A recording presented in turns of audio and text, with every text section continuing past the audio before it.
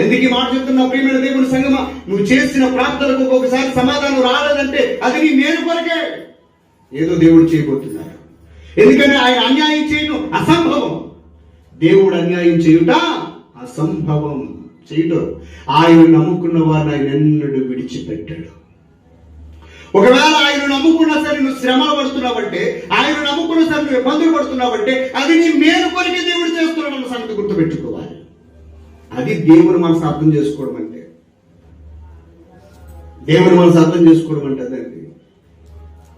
సహోదరులు, దేవుని వాక్యం సెలవిస్తూ ఉంది, నువ్వు ఆయన కొరకు బ్రతకడం నేర్చుకుంటే నీ జీవితాన్ని అద్భుతంగా కడతాడు ఆయన. బెస్ట్ ఎగ్జాంపుల్ యోసేపుని కట్టాడు. చక్కటి భార్యను ఇచ్చాడు. అంతకంత దేశంలోనే లేదు.